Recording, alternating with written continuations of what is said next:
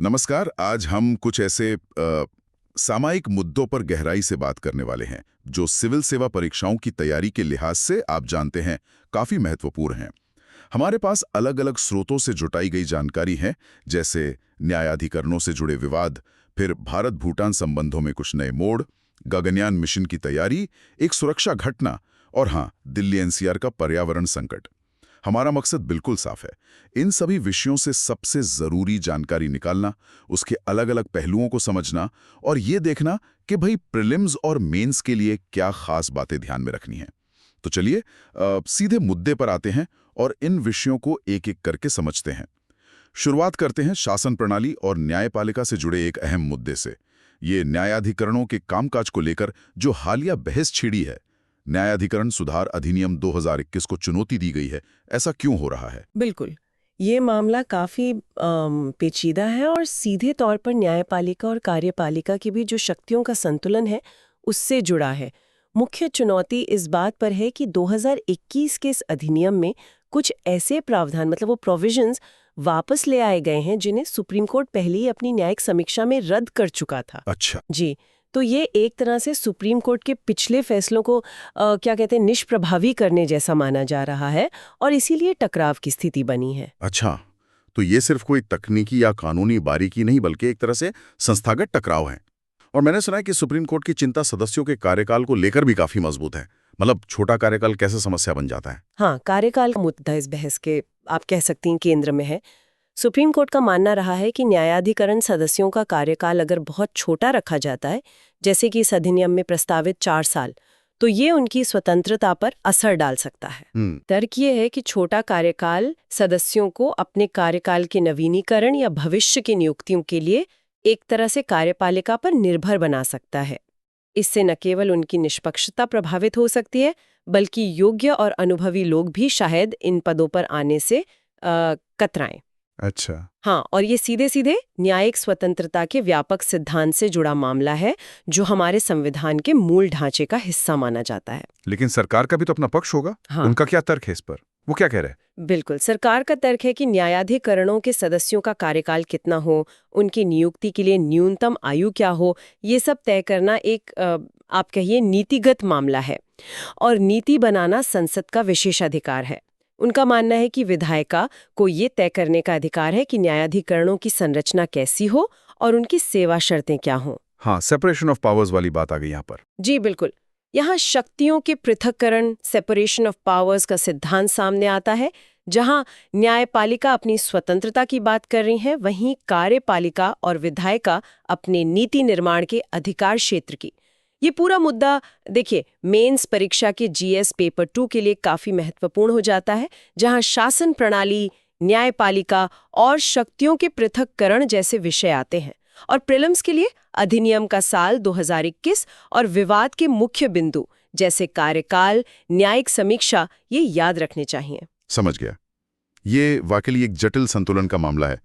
चलिए अब शासन प्रणाली के इस आंतरिक संतुलन से आगे बढ़कर भारत के बाहरी संबंधों, खासकर पड़ोसियों के साथ संतुलन की बात करते हैं। भूटान हमारा एक अहम पड़ोसी। यहाँ विशेष रूप से चौथे राजा जिग्मे सिंगे वांगचुक, जिन्हें K4 भी कहा जाता है, उनके दौर की बात हो रही है। उनके कार्यकाल में ऐसा क्या खास हुआ जिसने भारत भूटान संबंधों को इतना प्रभावित किया? K4 का कार्यकाल भारत भूटान संबंधों के लिहाज से एक मील का पत्थर माना जा सकता है। कई अहम बातें हुई। पहली तो ये कि उन्होंने 1980 के दशक में दक्षिण एशियाई क्षेत्रीय सहयोग संगठन यानी सार्क की स्थापना में काफी सक्रिय भूमिका निभाई थी। उन्होंने उस समय के भारतीय प्रधानमंत्री राजीव गांधी के साथ मिलकर इस क्षेत्रीय संगठन को आकार देने में मदद की। ये दिखाता है कि भूटान सिर्फ भारत का पड़ोसी ही नहीं, बल्कि क्षेत्रीय मंचों पर भी एक सक्रिय भागीदार रहा है। अच्छा, और सुरक्षा के मोर्चे पर भी कुछ महत्वपूर्ण हुआ था। वो ऑपरेशन ऑल क्लियर का जिक्र अक्सर आता है। क्या था वो? हाँ, ऑपरेशन ऑल क्लियर एक बहुत ही महत्वपूर्ण और कह सकते हैं साहसिक कदम था भूटान की तरफ से।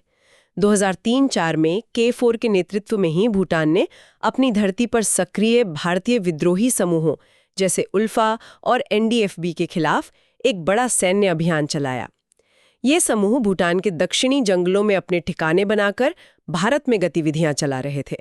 तो भूटान ने भारत की सुरक्षा चिंताओं को समझते हुए ये ऑपरेशन किया। अच्छा। जिसमें भारत ने पीछे से लॉजिस्टिक सहायता भी दी थी। ये पड़ोसी देशों के बीच सुरक्षा सहयोग का एक बेहतरीन उदाहरण है और दिखाता है कि दोनों देशों के बीच विश्वास का स्तर कितना गहरा था। ये तो वाकई बड़ी बात है। और फिर 1949 की जो पुरानी मैत्री संधि थी, उसमें भी बदलाव लाया गया। ये कितना बड़ा बदलाव था उस समय के हिसाब से? हाँ, ये भी खेके के समय का एक बहुत महत्वपूर्ण कदम था। 2007 में उन्होंने तत्कालीन भारतीय प्रधानमंत्री मनमोहन सिंह के साथ मिलकर 1949 की संधि को पूरी तरह से अपडेट किया। सबसे बड़ा बदलाव ये था कि पुरानी संधि का अनुच्छेद 2 हटा दिया गया। इस अनुच्छेद के तहत भूटान को अपने विदेशी मामलों में भारत से मार्गदर्शन लेने की बात थी। इसे हटाने का मतलब था भूटान की पूर्ण संप्रभुता को औपचारिक रूप से स्वीकार करना और ये दिखाना कि भारत अपने पड़ोसियों के साथ बराबरी के रिश्ते चाहता है। ये भारत की परिपक्व विदेश नीति को दर्शाता है। बिल्कुल, और भूटान के आत्मविश्वास को भी।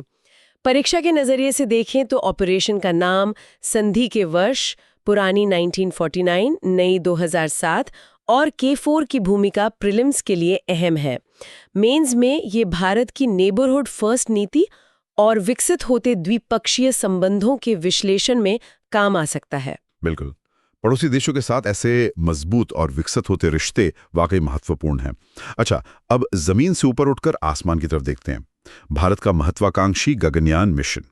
हाल ही में एक खास तरह का पैराशूट परीक्षण हुआ, integrated main parachute air drop test. सुनने में तो काफी तकनीकी सा लगता है। इसका असल महत्व क्या है?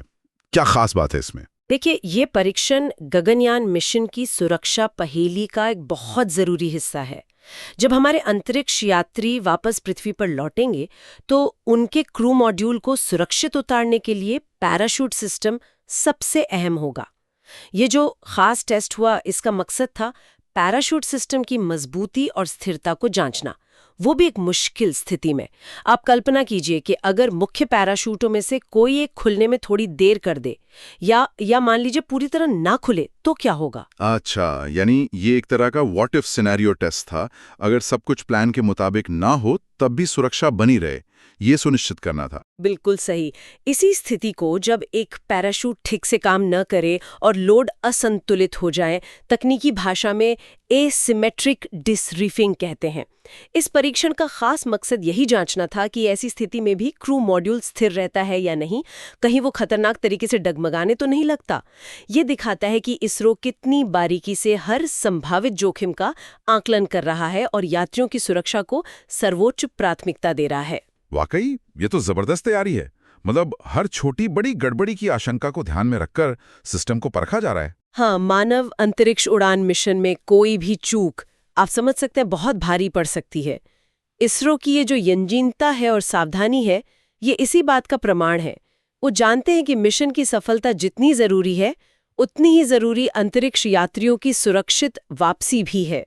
ये परीक्षण भारत की बढ़ती अंतरिक्ष क्षमताओं, तकनीकी आत्मनिर्भरता और जटिल परियोजनाओं के प्रबंधन कौशल का भी प्रतीक है। प्रीलिम्स के लिए एसिमेट्रिक डिसरीफिंग जैसा टर्म और गगनयान मिशन की बेसिक जानकारी जरूरी है। मेंस में आप इसे भारत की वैज्ञानिक प्रगति और मेक इन इंडिया के संदर्भ में देख सकते हैं। चलिए, अंतरिक्ष की ऊंचाइयों से वापस जमीन पर आते हैं और राष्ट्रीय सुरक्षा से जुड़े एक मामले पर नजर डालते हैं। हाल ही में दिल्ली में लाल किले के पास एक कार में धमाका हुआ और जांच में अमोनियम नाइट्रेट के इस्तेमाल के बाद सामने आई। ये अमोनियम नाइट्रेट आखिर है क्या चीज और इतना खतरनाक क्यों माना जाता है? अमोनियम नाइट्रेट एक, आप कहिए, दिलचस्प रसायन है, क्योंकि इसके दो बिल्कुल अलग तरह के इस्तेमाल हैं। एक तरफ ये खेती के लिए एक बहुत ही कारगर उर्वरक है, क्योंकि इसमें नाइट्रोजन की मात्रा काफी ज्यादा होती है। इससे फसलों की पैदावार बढ़ती है। लेकिन दूसरी तरफ ये खनन उद्योग में चट्टानों को तोड़ने के लिए एक शक्तिशाली विस्फोटक के तौर पर भी इस्तेमाल होता है। ये इसका दोहरा उपयोग चरित्र है।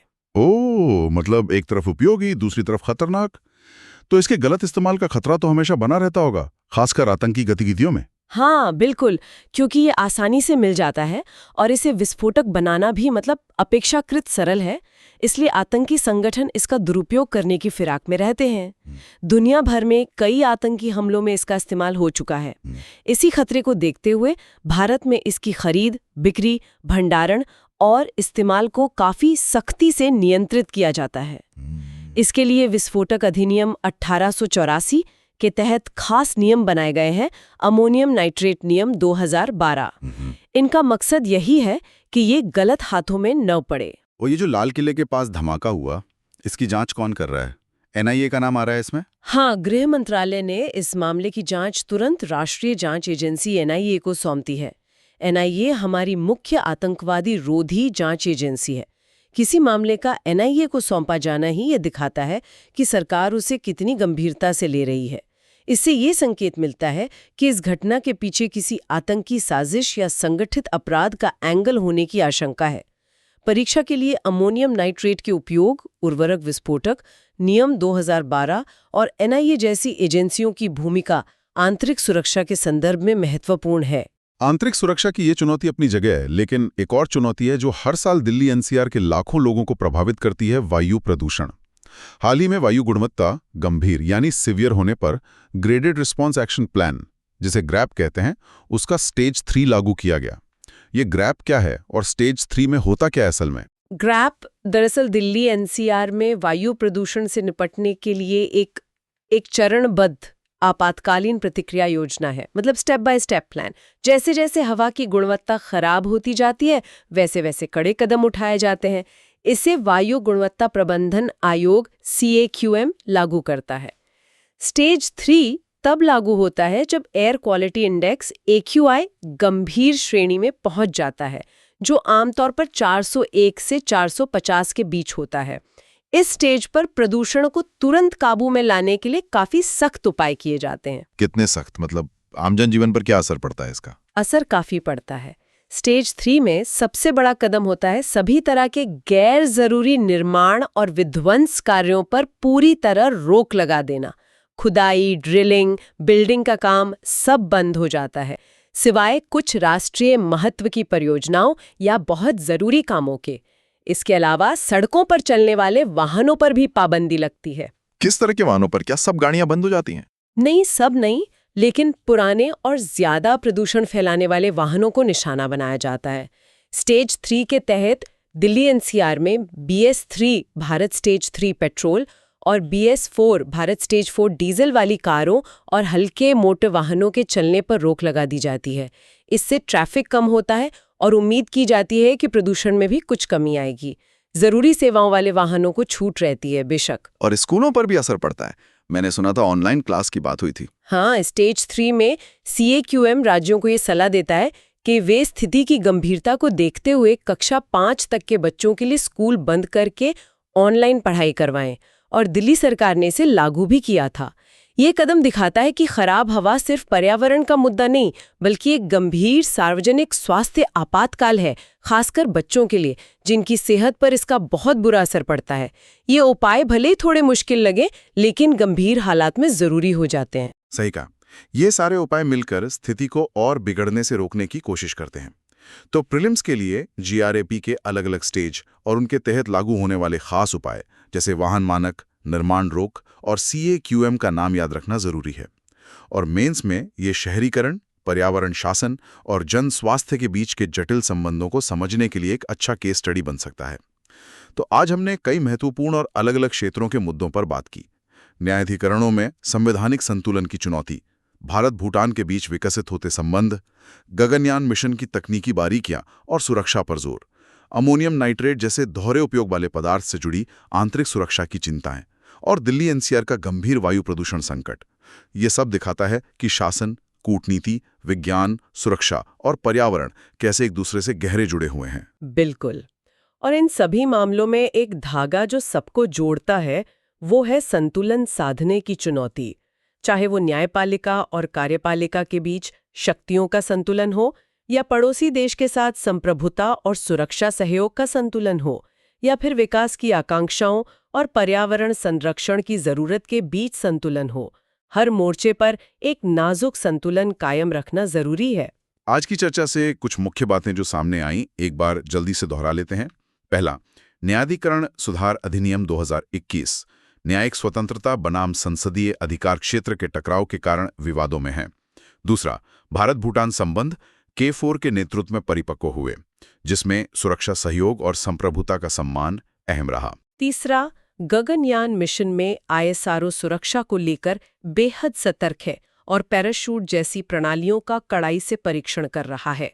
चौथा, अमोनियम नाइट्रेट एक नियंत्रित पदार्थ है जिसके दुरुपयोग को रोकने के लिए नियम है और संदिग्ध मामलों की जांच NIA जैसी एजेंसियां करती हैं। और पांचवां, GRAP दिल्ली NCR में वायु प्रदूषण से लड़ने का एक महत्वपूर्ण चरणबद्ध तंत्र है जिसमें गंभीर स्थिति में कड़े उपाय शामिल है। और जाते जाते एक सवाल सोचने के लिए छोड़ जाते हैं। जिस तरह भारत आज एक साथ इतने सारे मोर्चों पर शासन, विदेश नीति, विज्ञान, सुरक्षा, पर्यावरण, जटिल और आपस में जुड़ी चुनौतियों का सामना कर रहा है, क्या हमारी प्रशासनिक और नीति निर्माण की व्यवस्थाएं इन सभी पर एक साथ प्रभावी ढंग से संतुलन बनाने, समन्वय करने और तेजी से प्रतिक्रिया देने के लिए पर्याप्त रूप से सक्षम और लचीली हैं? इस पर विचार करना जरूरी है। आज के लिए इतना ही। उम्मीद है ये चर्चा आपकी तैयारी में मददगार साबित होगी।